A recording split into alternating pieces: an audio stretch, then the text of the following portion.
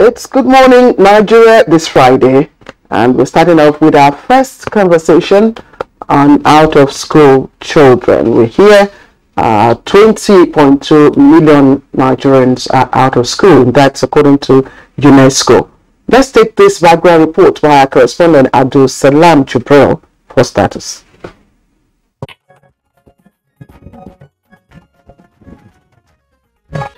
Available data from the United Nations Educational, Scientific and Cultural Organization, UNESCO, reveals that about 20 million children are out of school in Nigeria.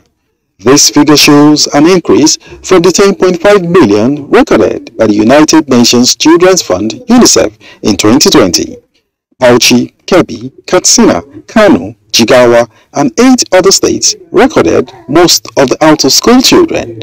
The 12 states at the top of the chart have over 8 million of the country's out-of-school children. Recently also, the World Bank states that Nigeria is experiencing what it called learning poverty, in which 70% of 10-year-olds cannot understand a simple sentence or perform basic numeracy tasks. Daunting statistics there. Recall that in 2020, the federal government committed around 220 billion naira, a credit facility from the World Bank, to the Better Education Service Delivery for All (BETSA) in 17 states of the Federation. The aim of the BETSA program is to increase equitable access for out-of-school children, improve literacy, and strengthen accountability at the basic education level. Similarly, the Universal Basic Education Commission (UBEC) introduced the Open School program in the same year to mop up out-of-school children, with a flagship in 6 states in Nigeria. Another attempt to address the menace of out-of-school children came in January 2021 when President Muhammadu Buhari inaugurated an 18-member Presidential Steering Committee on the Alternate School Program. The initiative aims to address the challenges of out-of-school children and to rapidly reduce the number by providing them with quality basic education and skills in special settings not addressed in a conventional school system. The recent data from UNESCO, however, shows that despite these programs and strategies to address the menace of out-of-school children, the number has continued to increase. Why is this the case? What is fueling the out-of-school menace in Nigeria? Guests on the program will be providing answers shortly.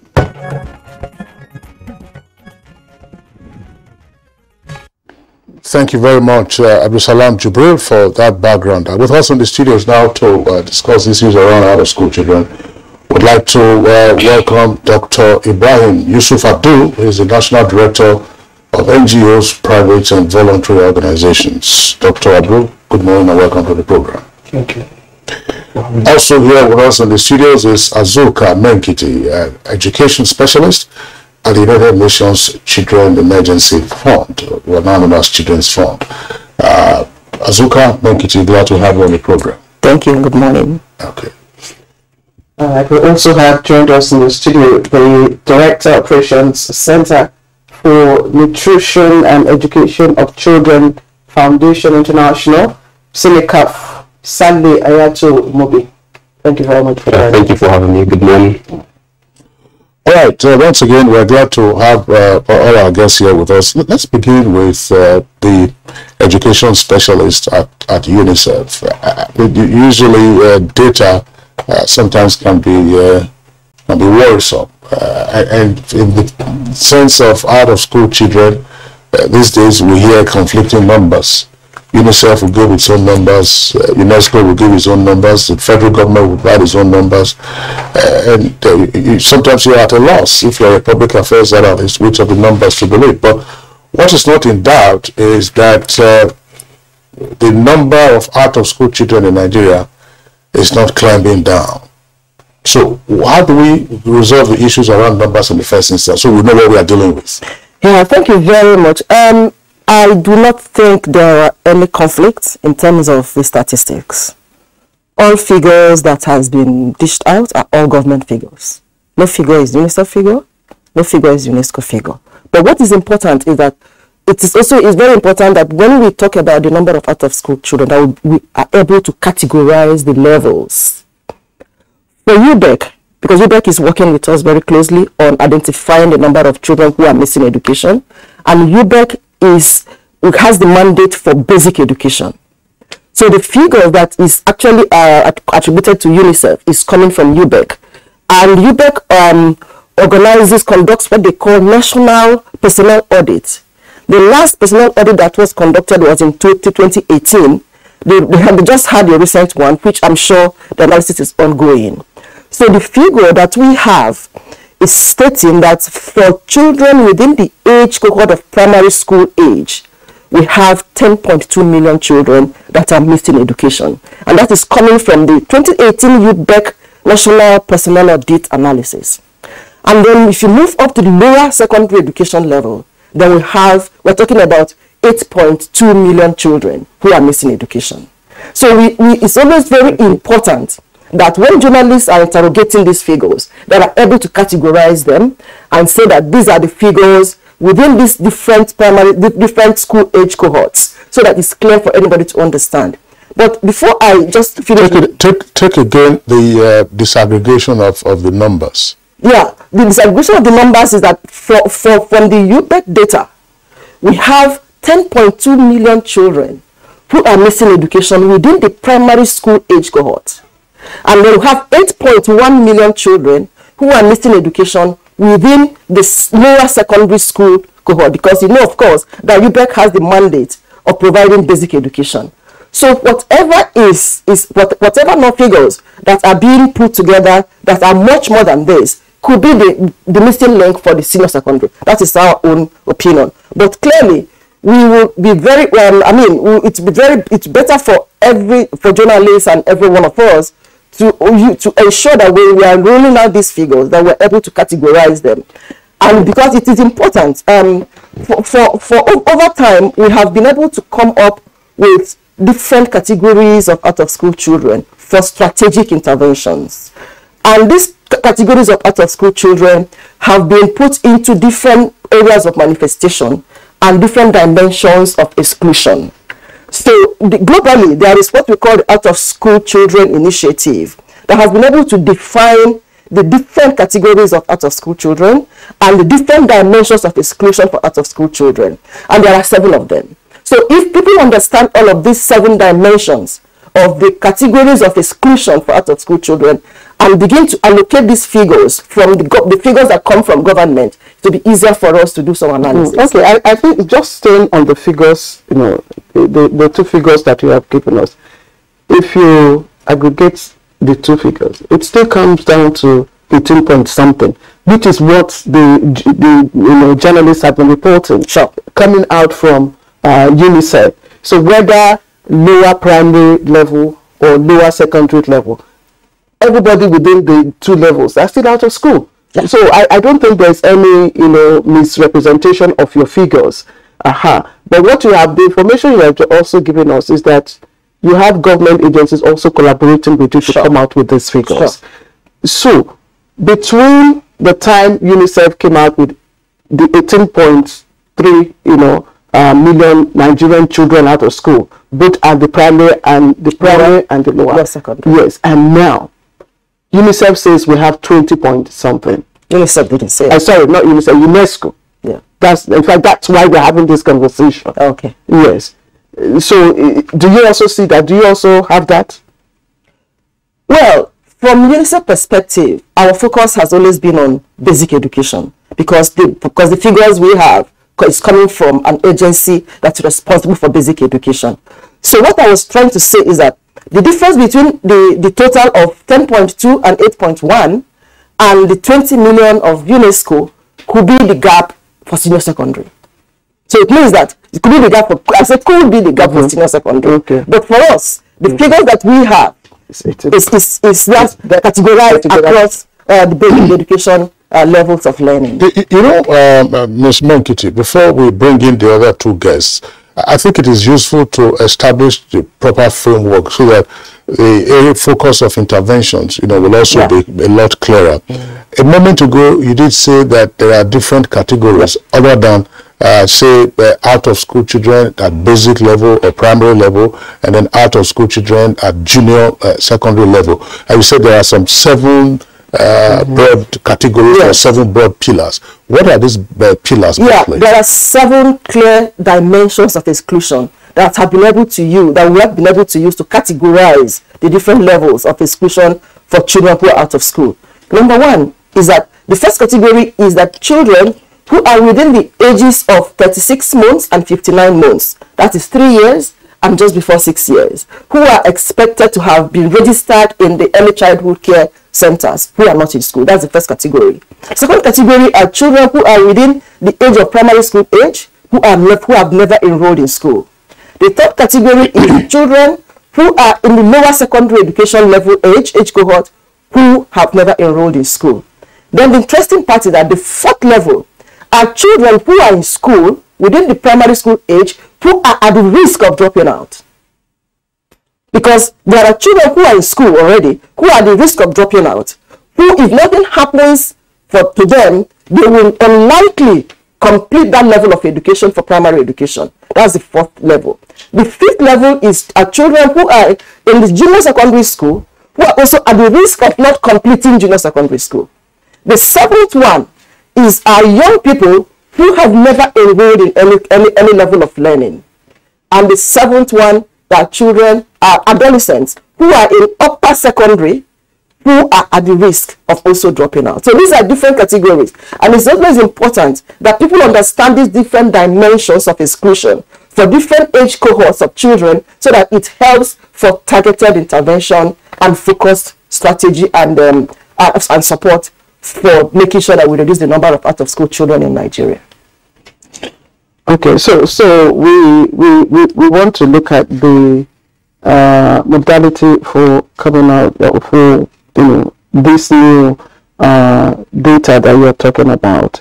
You've told us that UNICEF collaborates with UBEC and others. Is this just UBEC? Federal Ministry of Education, National Center for National Mass Literacy. We collaborate with all agencies of government and national level. Well, of course, UBEC works with NBS for their national personnel audit to get all of this data together. Yeah, well, thanks a lot. Let's say thank you once again, Menkiti, for bringing up some of these clarifications that would be the focus of interventions. But Dr. Ibrahim Yusuf Abdul, what do you think about the out-of-school children phenomenon in our country? Thank you so much. The area I'll take it from is from the area of the missions that Nogas is built. We discover over time that so many children become the breadwinners of their parents. See them on the street, hawking, and so on.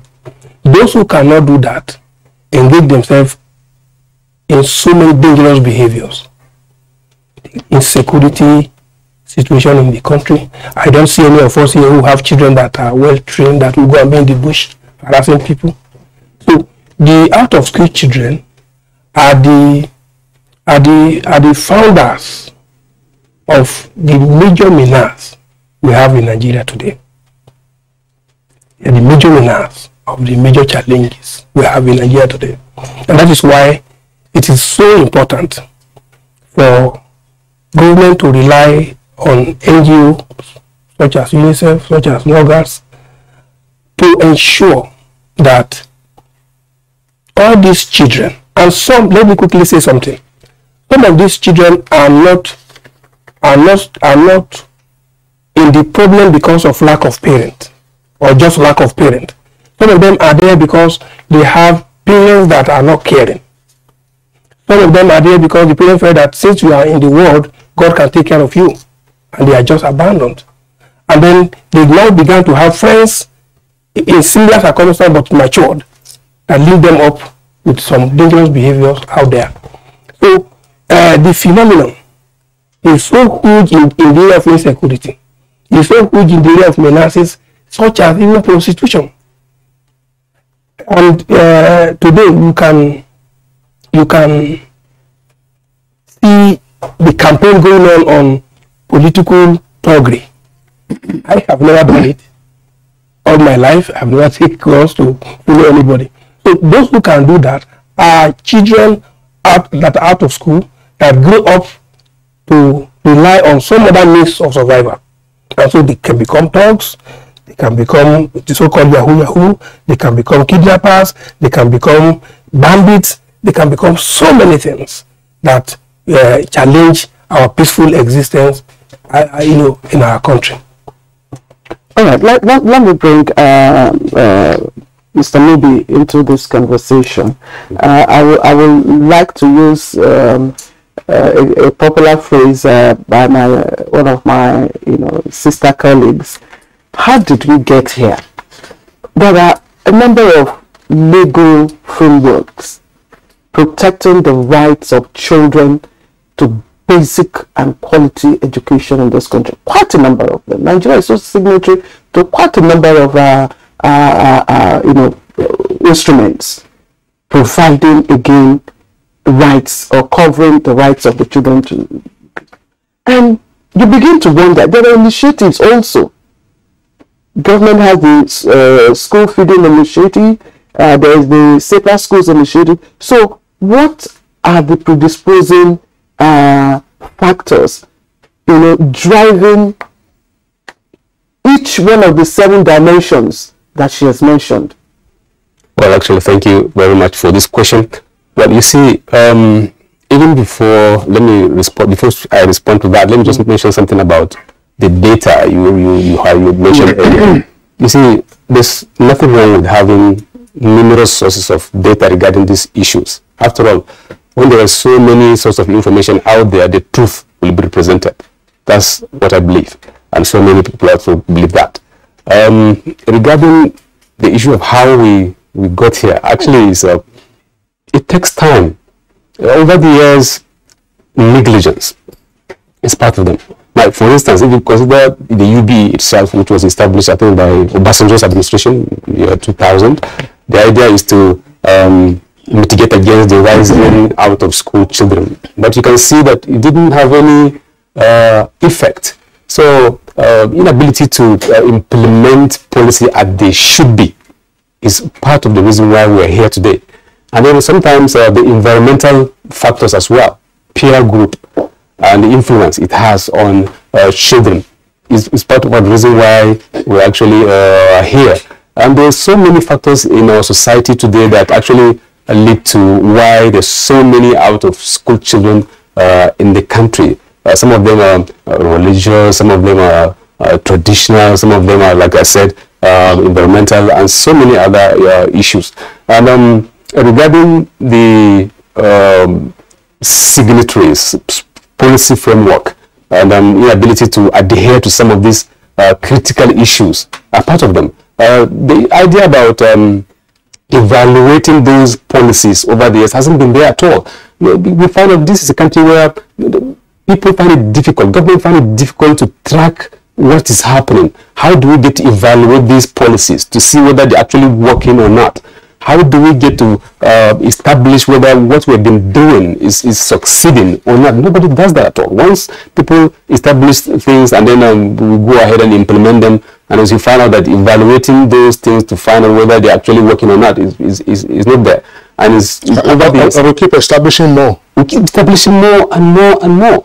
So without necessarily trying to find out whether they are working or not. That's why I'm very happy when my colleague mentioned something about NGOs. At least the NGOs are there to keep track of those things. And thank God this is an election season where we have another brilliant opportunity to, I don't want to use the word to extract commitments from those who are trying to come into the government regarding what they are doing.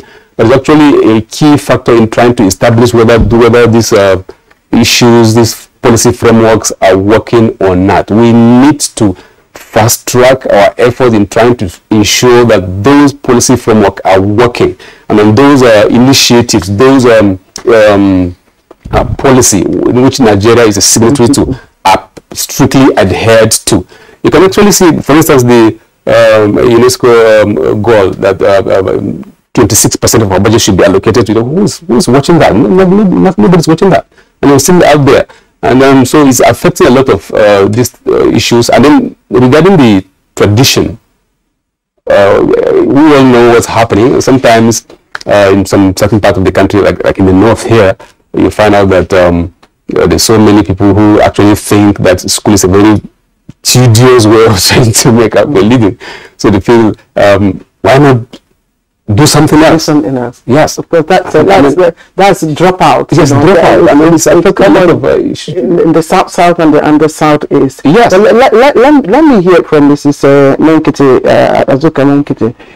Over the years in your research, I want to know what UNICEF found out in terms of the indicators that have been driving each of the 7 dimensions that you have mentioned. Has there been a consistency in those indicators? Well, a lot of researches has shown that 66% of this huge number we're talking about actually come from the northeast and northwest of out-of-school children, and that about 65% are actually from the poorest wealth quintile, and 86% reside in rural communities. So all of these put together has been able to help us to identify what actually has been the constraints. What are the driving factors that actually keeping these children out of school? And what has come out very clearly is that poverty is the biggest barrier. And that is why we have about 43% of children who are forced into child labor. So you see that when parents are struggling to survive and when resources are limited, they do not prioritize the education of their children, especially for girls. And that takes me to the second factor, also issues of social and gender norms. You mentioned about tradition and cultural practices. So this also play a huge role in keeping our children out of school.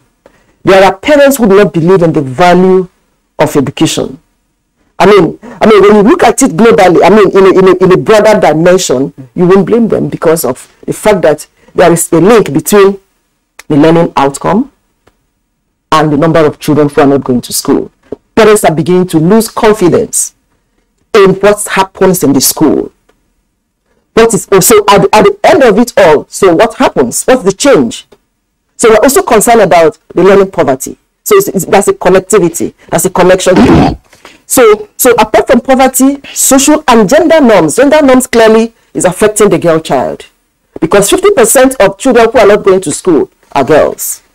So you can see that these are all the key factors. And then also there are also issues of supply, the supply side. Because in terms of the factors that actually keep children out of school, that's what we call the demand side and the supply side. For the demand side, it's about parents demanding for education. What are those factors that keep them from demanding for this education? And those are the poverty, these are the social and gender norms. But then the supply side also plays a lot of role. And that is where we talk about the data. We have not been able as a country to have a consistent, comprehensive data to show the number of actual absolute figures of children who are missing education and where they are, which household, which locality, which wards are they, which states are they, so that it helps clearly for targeted intervention. So when we begin to look at the supply side, a lot is happening that also affects the demand for education and generally affects the number of children who are not in school. I want to also respond to what he said. I want to say very clearly, it is not unfair to say that nothing has happened over time. Our government is not doing anything. Just last month, we supported UBEC to conduct a national conference on out-of-school children, where we brought different stakeholders, civil society organizations, private sector, different actors in this sector of out-of-school children to review the strategies, because we felt that we have spoken about out-of-school children over a period of time, over three or four decades now, that we need to sit down as a country to review the strategies. What has worked? What has not worked? And at the end of that 2 days conference, we had the Minister of Education, we had the UBEC Executive Secretary, had all the SUBEC chairs across the country. At the end of that conference, we came up with a framework of action that outlined what has worked, what are best practices across the world that we need to tap into, because Nigeria, even though Nigeria contributes 15% of the global number of out-of-school children across the world, but there are also other countries who are also dealing with out-of-school children. So we brought those expertise, those experiences, to find out what can we do differently. And that conference came up with a national framework of action. Okay. All right. Yeah, we'll have the opportunity, I believe, to interrogate that framework of action going forward. We've just been joined by another guest for this conversation. Is the Director of Amajiri Child Rights Initiative, Muhammad Sabo Kiana. Sabo Kiana, we're glad to have you on the program this morning. Thank you very much. Good morning. I was curious about what the other guest said. That's Saleh Hayatu Mubi, regarding the fact that we keep churning out programs, initiatives, and we are not able to catch our breath in evaluating the impact of some of these programs and initiatives. I'm wondering, I don't want to sound cynical, because this is an existential challenge that the country faces in terms of the exponential increase in the number of out-of-school children. We identified poverty, identified social-cultural norms, and of course lately now insecurity has been thrown into the mix. But let's be realistic.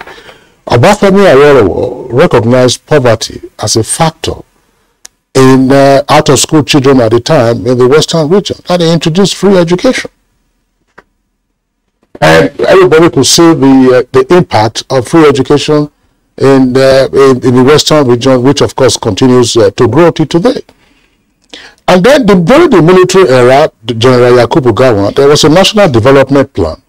Another that national development plan, there were also indications as to how to ramp up the educational growth in the country. And that was why in 1976, out of that plan, you then had the UPE. That time it then became the Murtala Obasanjo administration. UPE was Universal Primary Education. I hope you're listening. So I'm trying to contextualize so that just know that, look, what have we been doing? Because Mubi tells us that we are not able to evaluate ourselves. UPE. Now, of course, after a long period of interregnum, when Obasanjo came back as civilian head of state, he then introduced UBEC, even though primary education isn't the responsibility of the federal government. In between, during the Second Republic, we had a number of states that, particularly the UPN states, that talked about free education. That's to say Lagos, Oyo, Ogun, Bendel, and Ondo. They did all of that. The military regime again, military president Ibrahim Babangida, we had a nomadic education initiative. So if we say cultural factors, this was supposed to deal with it. Then we also have the National Mass Literacy Program. And some of these agencies are still in existence.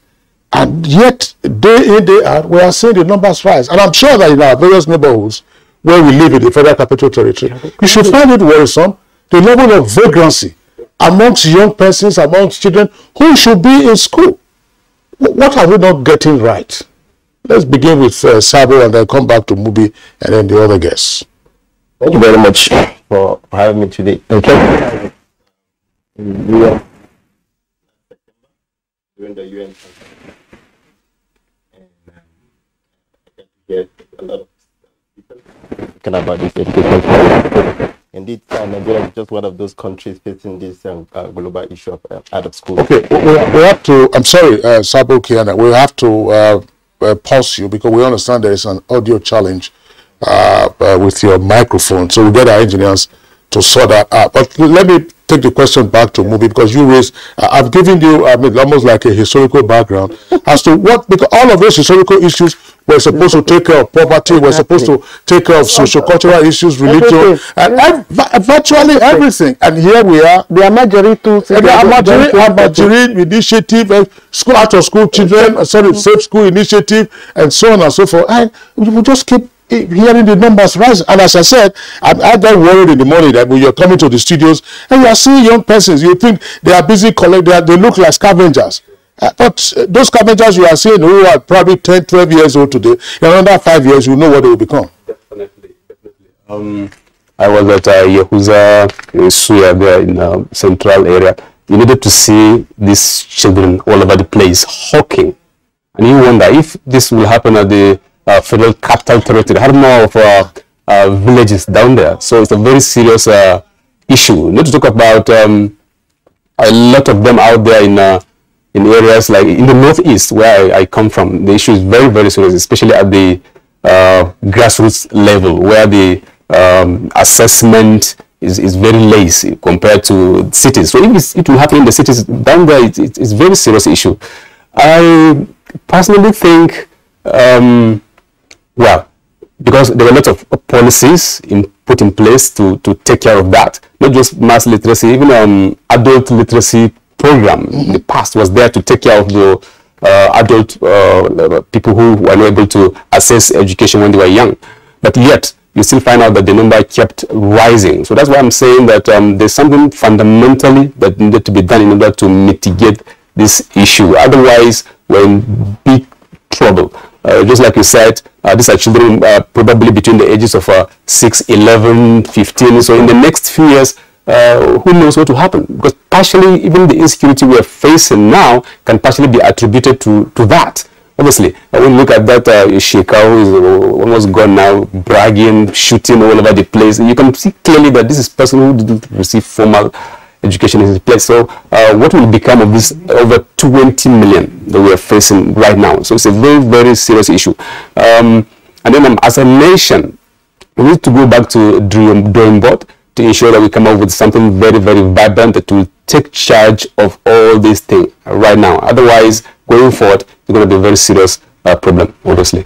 All right, Dr. Abdul, I would like you and Mrs. Ninkati to also, respond to this question. And it's about what we do with the data that we receive that come out, in the education sector. And I ask this question because the number has been growing. The number has been increasing. It means that whatever method, whatever measures that we have put in place is not addressing the issue. What, in your opinion, is the behavior or attitude of our education managers or the institutions responsible, for education in Nigeria? What is their attitude to the data that you churn out? How do they take it? Is it of priority? Is it given priority? Let me. I mean, this question is very fundamental.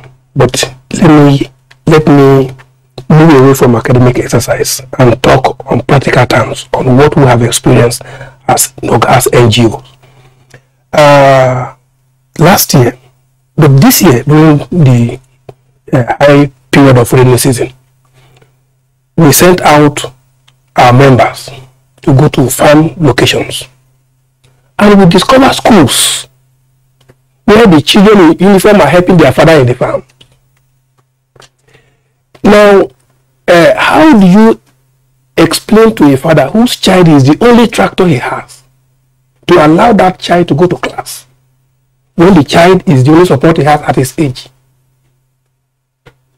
Now, luckily recently, NBS, Nigeria Bureau of Statistics, has committed several members to work with us.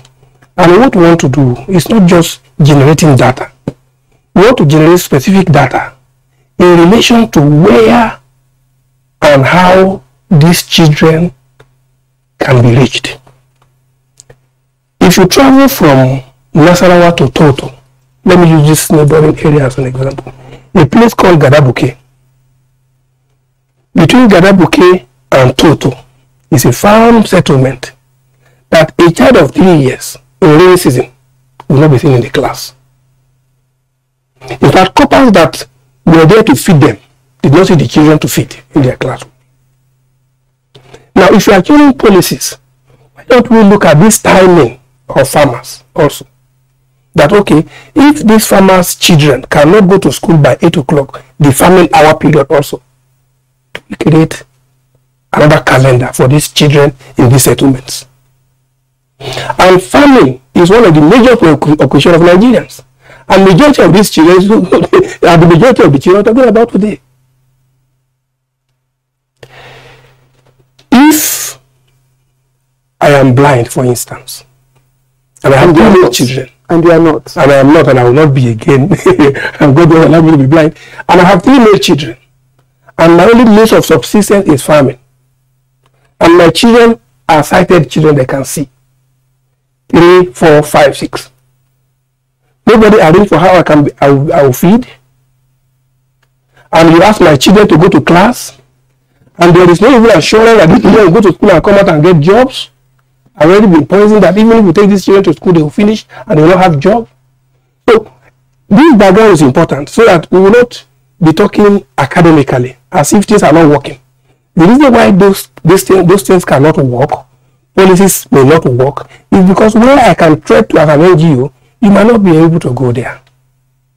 And then what we are able to discover, even if we tell you, you may not believe, but it's a reality. Farmers are counting their wealth. They count their wealth by the number of children they have.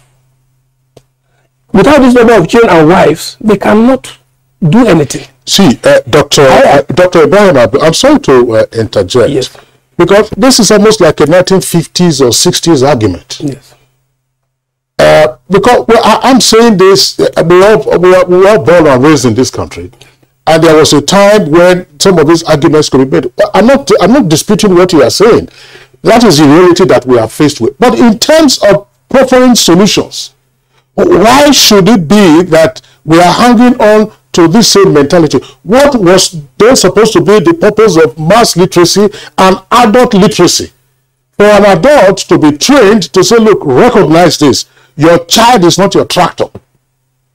Mass literacy for you to recognize that there is a much brighter future if your children get formal education. I was talking earlier about the UPE. In this country, for a period of about 10 years, from 1974 to around about 84, 85, teacher training education was on scholarship. It was free. I enjoy scholarship. The federal government at that time, as part of the UPE program, introduced a scheme by which persons who had finished their school certificate, if you had your school certificate, that is WASC, you will go and do 1 year pivotal course. Those who had a lower grade in their WASC went for 2 year pivotal program, all purposely to provide the manpower to drive the UPE 76, which kicked off 76 formally. So all these arguments, the other person will say, and I'm going to bring in Mohammed Sabo Kiana now. Yes, you regard a child as a tractor, as a farmer, as a farm support, as farm support.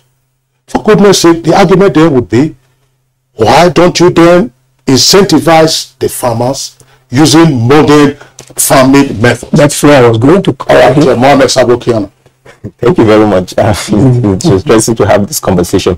So I'll take it up from the previous question you asked me about why we're still having this issue despite previous policy and all of that. I think this my colleague has also mentioned that it has to also do with the issue of effective policy and programs that have been designed. Yes, we have had several interventions and all of that, but how effective are they? And I took interest in issue of policy as relates to some of these interventions we have been having. And what I've understood in policy making is that there is what is called policy tools and incentive in when we are designing policy program to address some of these deeply entrenched factors affecting children's education. You could clearly see that most of our programs that is aimed at addressing some of these barriers to education, whether it is demand or whether it is supply side of it, don't have maybe those effective policy tools or incentive to really achieve the policy goals. And I think that is where we need to pay more attention to. And he just mentioned the issue of children being used as tractors in the farm. And rightly so, that is the reality up to now. But of course, it's not going to be an argument that we should be having now. So what we need to do is to be able to have a policy that can bring an alternative incentive for the parent, you know.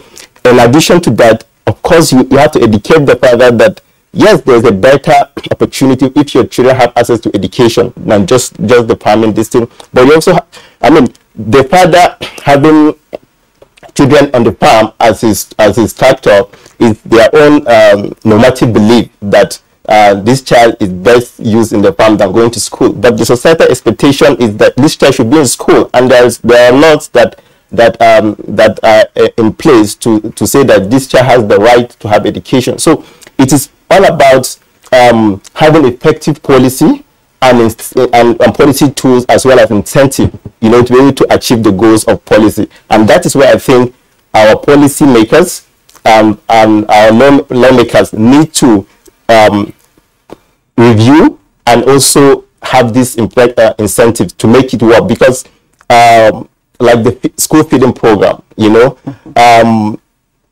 it's one of the incentives to get children to school, you know. But again, how cost effective that is another issue that has not really been looked at. One of the important supply side that I would like to mention has to do with the issue of access to education. We cannot address the issue of out-of-school children if we do not increase enrollment. And we cannot increase enrollment if we do not increase access to education. That is availability of school. Look at India, for instance. India has a population of over 1 billion population, right? They have, as at now, they have about 99.9 enrollment rate in India. They have been able to address issue of access to school by making sure that there is at least a school for primary 1 to 5 in every 1 kilometer to a community. And there's also primary 5 to 8 for every 3 kilometers in a community.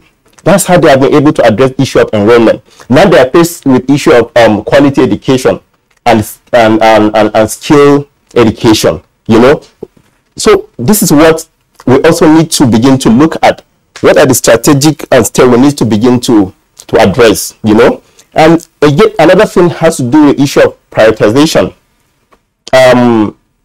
There is this philosopher called Matsuya. He talks about effective altruism in addressing structural issues, just like the Almajiri situation or out of school situation. There's the issue of, like in Nigeria, the number of out of school children, mostly if we are able to address issue of Almajiri children, getting them to school, would have solved maybe over 50% of out of school children in Nigeria. You know, have we been able to really as a country prioritize in around addressing that? You know, I know that we'll talk about Jonathan School and all of that. Again, it has to boil down with how effective was those programs, how in terms of incentive, in terms of really making sure that it's being used. So not to repeat what others have said around demand and supply side, another important one I want to mention is the security of insurgency that's happening.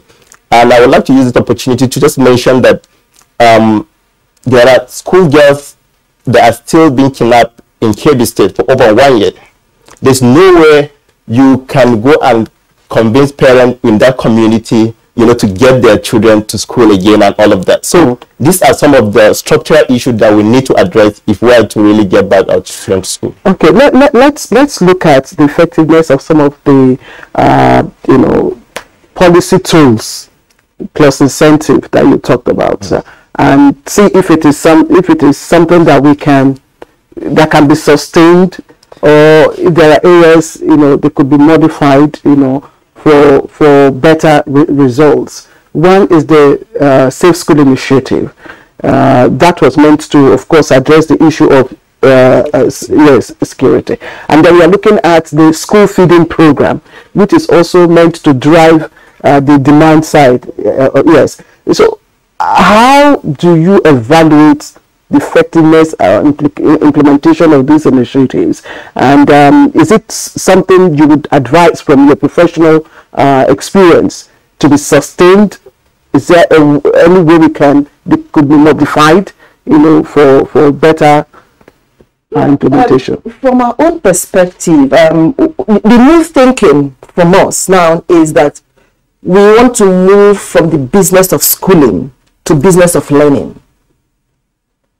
That learning, so if we're talking about out-of-school children, we need to begin to think about learning and not schooling anymore.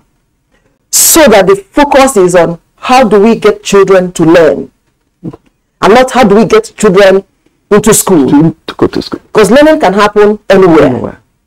And that is why people are beginning to come up with alternative pathways to learning. There are multiple pathways to learning. It doesn't happen in a classroom. Like the Almajiri system, we're also working with the group with children who are in the Almajiri schools through the integrated Quranic education schools. These are people who have said, I'm not interested in your building, in your school. But we said, but I want to learn Islamic education. But we are saying, while we learn Islamic education, can you kindly allow us, the government, to integrate basic skills of literacy and numeracy? So we are taking education to where they are, because they are saying they will not come to where you think that education happens. So we are moving from the business of schooling to business of learning. And part of what is happening best person across the globe, across the world, is talking about what are those accredited, credible, multiple pathways to learning that we can throw open so that even those children who are out of school will be interested to stay where they are and still be able to access learning. That's talking about access. Okay. There are also issues of technology.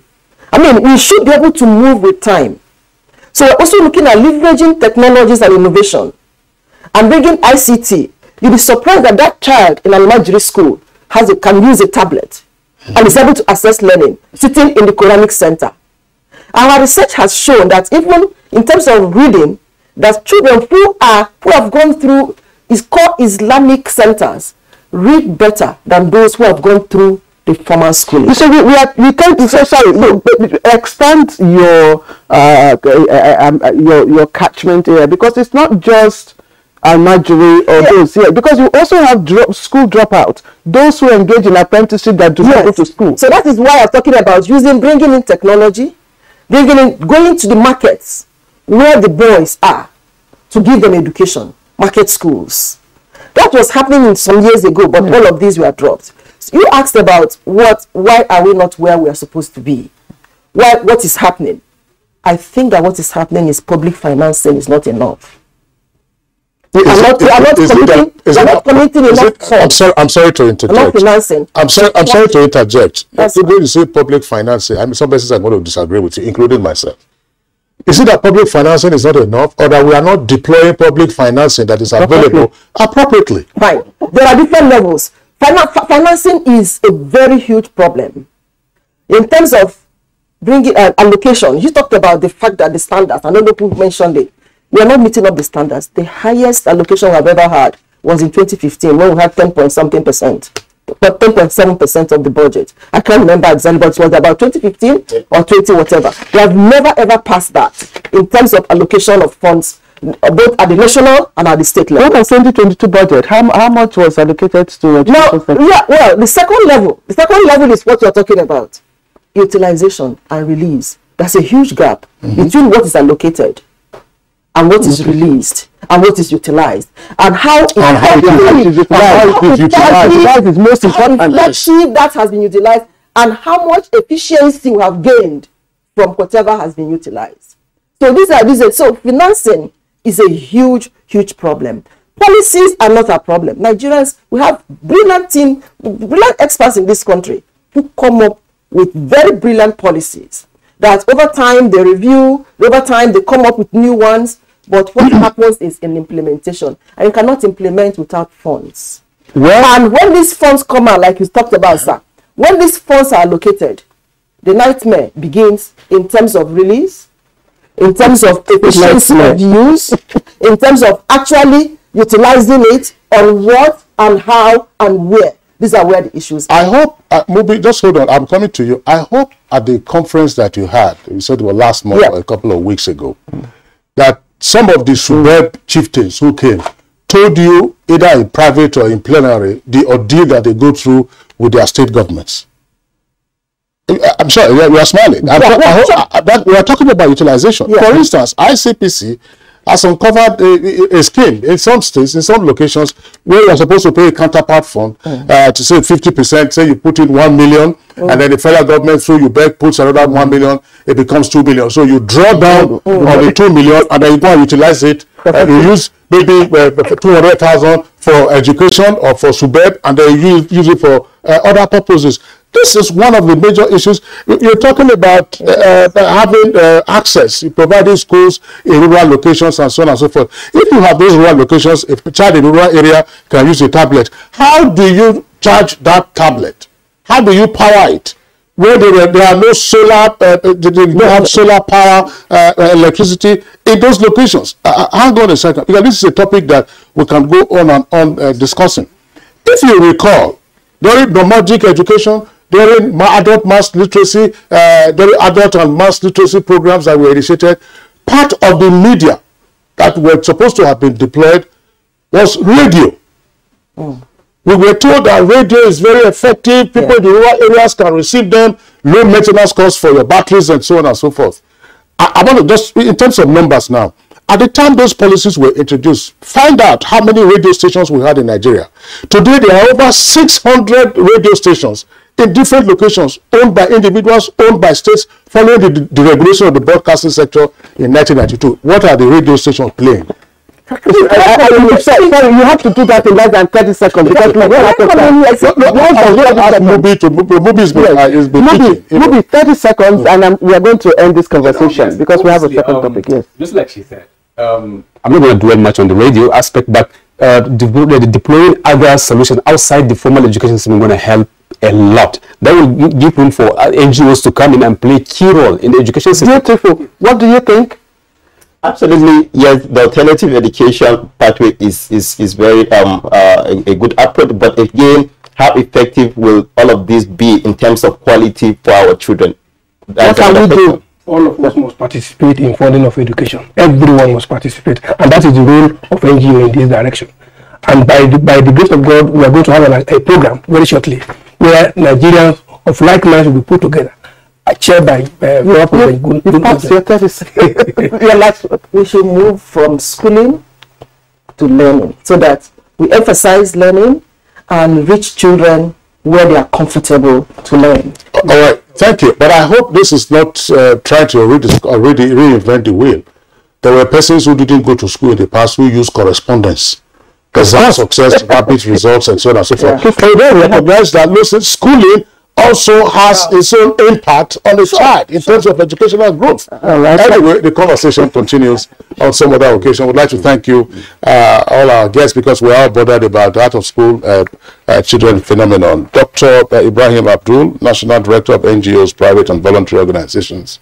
Thank you for being around on the program this morning. Ms. Azuka Menkiti, Education Specialist at UNICEF. Thanks a lot also for being our guest. Salad Mubi, Director Operations, Center for Nutrition and Education of Children Foundation. We appreciate you being around. Mohammed Sabo Kiana, Director of Nigerian Child Rights Initiative. We appreciate your participation on Good Morning Nigeria. As we told you earlier on, we have a second conversation, and of course I anchored that conversation with the founders of Anusan Sanitizer and Disinfectant. Let's have that conversation now.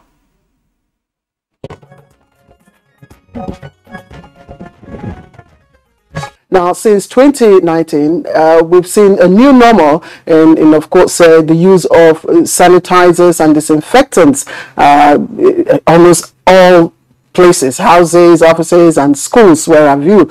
Now, since 2020, we have also seen a proliferation of, brands in the markets, different kinds of sanitizers and disinfectants, they flock our market. But the latest entrant today is the one we call Anusan sanitizer and disinfectant. It's a new product in our market, in the Nigerian market, and it promises a whole range of things and all-round use, if you may, and effectiveness. And I have right here in the studio with me to give more insight into what Amazon can do and what it can't do. Let me begin with introductions. I have Alex Lapman, and he is the founder and Chief Visionary Officer, Blue Planet Africa. Alex, thank you very much for joining us. Thank you very much. Lawale Wale Falokbe is also here with us. He's Co-Chief Executive Officer, Blue Planet Africa. Wale, thank you very much for joining us. Thank you for having me. And we have Mustafa Abubakar. That's perhaps the easiest name I can call here. Mustafa is the Executive Director, Blue Planet Africa. Mustafa, thank you very much for joining us. Could you please hold the sanitizer in your hands? So if you don't mind, you just put it on the table here. All right, so let me start with Alex. I don't know if Amazon is a new brand in the Nigerian market, is it? Definitely it is. It is a new brand for the African market. We started 2019, 2020 in Namibia and in South Africa, but to be honest, registered now here in the West African market and especially in Nigeria, it's brand new. That's the reason why we are here and happy that you invited us. So again, I would maybe I should go anti-clockwise. Mustafa, yes. Give us an insight into what the business of Amazon is really. Yeah. So as you mentioned earlier, this is a sanitizing and disinfectant product. So what it does, it actually helps us clear out all the bacteria, virus. Is this basically what Amazon, your company, Blue, sorry, I said Amazon, I meant Blue Planet Africa. Yes. Yes, besides this, what other things do you do? Oh, yeah. Are you basically into health? Yeah. Yes, for now, we as this is new in Nigeria, in Africa, we're into the disinfectants for the meantime right now. Okay. But there are other products that we do that we tend to launch further as well. Okay, so this is the joker. This is the reason why we're here. Yes. Anderson Wale. Just tell us more about this. Thank you very much. I would say Amazon is, it's, for me, or for us, most friendly disinfectant you will come across. And I say that because it's an all-purpose disinfectant. So you can use it with babies, you can use it to disinfect water, or to purify water, you can use it for surfaces, you can use it for your hands. And the beauty of it is it comes with no chemical at all. So there is no chemical, there is no alcohol in it. So it's friendly on the environment as well, friendly on babies, friendly on people, friendly on your skin. And we think it's a unique product, unique solution that will be really needed in the interesting thing you just mentioned is the fact that it comes with no alcohol. Meanwhile, during COVID-19, we were told that you must buy sanitizer with a particular alcohol weight and all that. So a lot of people be wondering, is this effective? This alcohol, this one that does not have alcohol, how effective is it against maybe infections and all that? That's a good question, but you would also find out now that the World Bank, the World Health Organization wouldn't emphasize alcohol content again, because it's there's the disinfectants like ours that don't need alcohol, they don't have to contain alcohol, and are as efficient as they can be. And Alex, can you give us an insight? What difference does it make? Yes, I can give it to you. Maybe let me add two words about the thing with the ethanol on alcohol-based hand sanitizers. Of course, when there was the COVID outbreak, the whole world was completely new for everyone. So everyone was focused to the common things which are aware in the market or available in the market. And of course, there was a hand sanitizer based on alcohol. So, and more or less, you compared it in the past to other viruses. You put together and said, okay, this will work. And of course, at the end of the day, it is destroying the COVID virus. But all these sanitizers have a side effect, like dry hands. You cannot keep it only at the table when your infants are playing at home and all these kind of things. So, and we were, prior to this outbreak of Corona, we were active in this market, especially in Namibia. We did their project against the fight, to fight against hepatitis E together with the government. And it was non-alcoholic based. And it is working. So it's just a question how the concentration of our product is. And at the end of the day, the usage of the product is always the same. So, but the new, I don't want to say it is a miracle, but the new thing is it can substitute all the common disinfectants in the market. So by the same or better efficacy, but without the side effects you normally have by other different types of disinfectant in the market, especially with hand sanitizers, alcohol-based, but also we can purify the water without toxic chemicals, ingredients like chlorine dioxide. We can nebulize rooms where you use normally hydroxine peroxide. We can substitute this. And for this, we did all these types of NAFDAC registrations here in the past, I think, Wally must have helped me, I think 8 to 9 months. So now That's pretty fast. That was pretty fast. Yeah, well, getting certification, that was pretty fast. Just goes to show how much value and how much efficient our products are. You know, and the process? The process, it was a wonderful process, I'll say. As we all know, we went through each and every stage with the scrutiny, with the guidelines by the NAFDAC individuals. We visited the offices so many times. We had to travel to Lagos. We had to do so many tests to prove our products are actually non-toxic and they're efficient. Okay. So I also, because right now I'm sure that everybody is going for the sanitizer that will kill all germs, that will contain viral infections. Now all the emerging variants of viruses are.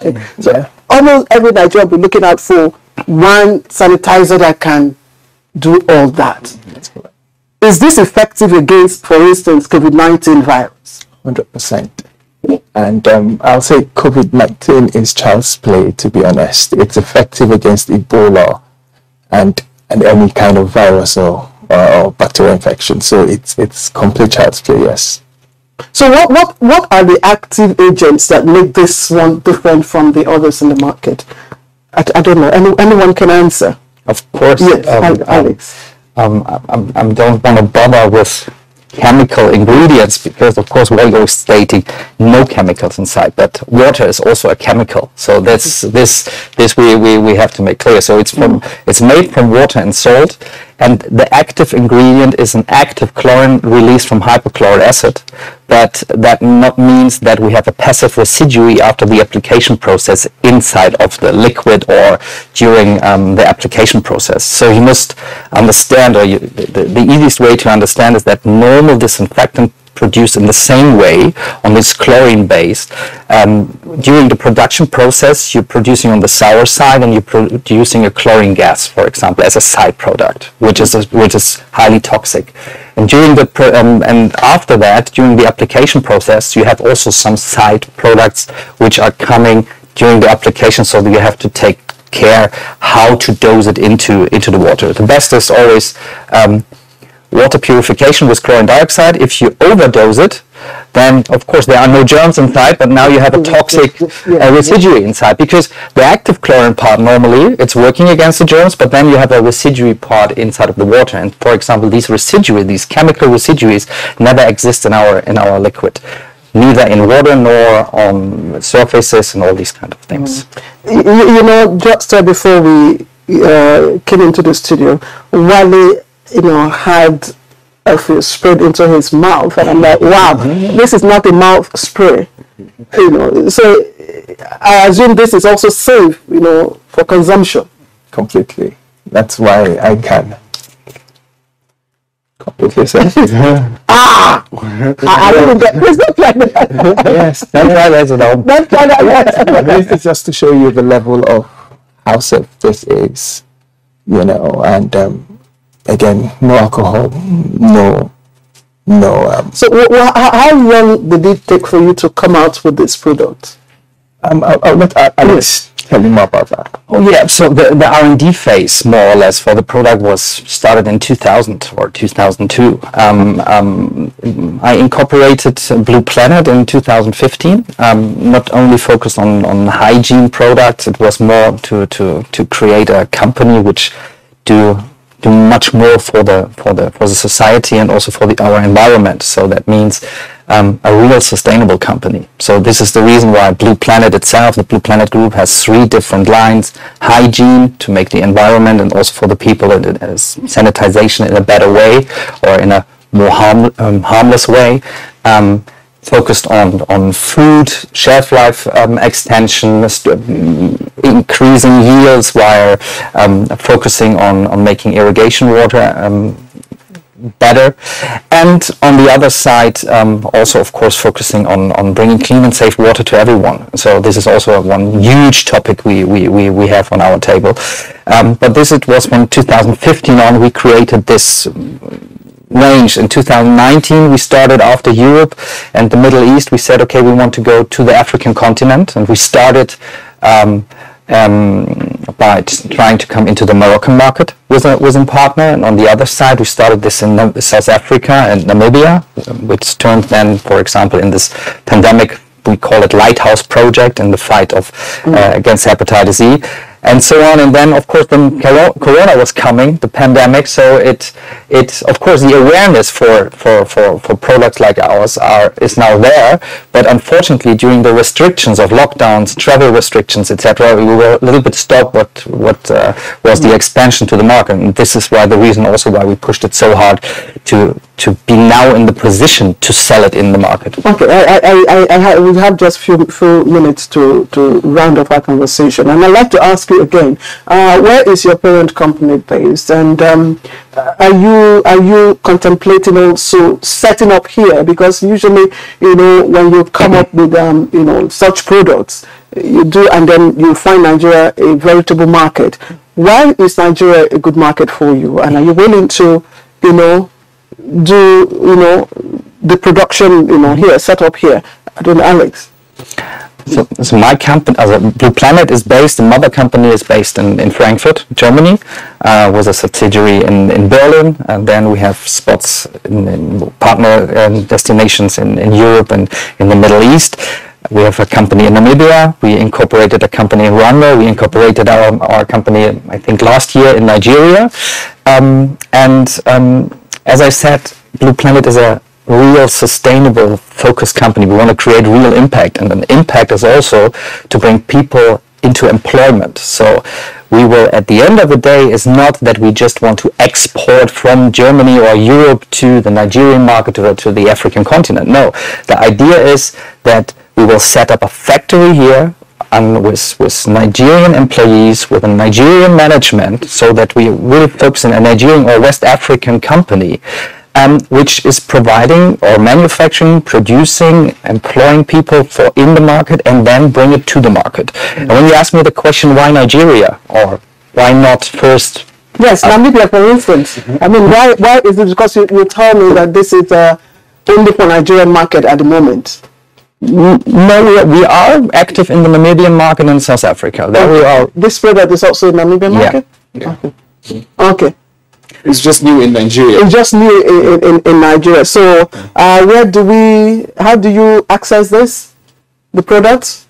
Starting from next year, we will be working with distributors that will cover the whole country, so that at least every Nigerian could get that on shelf stores. So we'll definitely be doing that. And then we'll be working with non-governmental organizations as well, because we really want to reach out and have an impact in communities and just try to keep some level of sanitation. But it's not retailed. No, it's not. It's not retailed, unfortunately. Okay, just 1 minute. In less than 60 seconds, Alex, I see a question here on Toja, and I'm wondering what's the connection, what's the nexus between Toja and Blue Planet and Amazon? Yes. In a nutshell, as I said, Blue Planet's three lines. One is bringing water to the people at the end of the day. These are, we with partners together, we manufactured a 40-feet container solution, a mobile water treatment plant, which can produce up to 200,000 liters of clean and safe drinking water out of from any type of contaminated water. And there's, of course, a filtration part in it, and the disinfectant is NanoZen.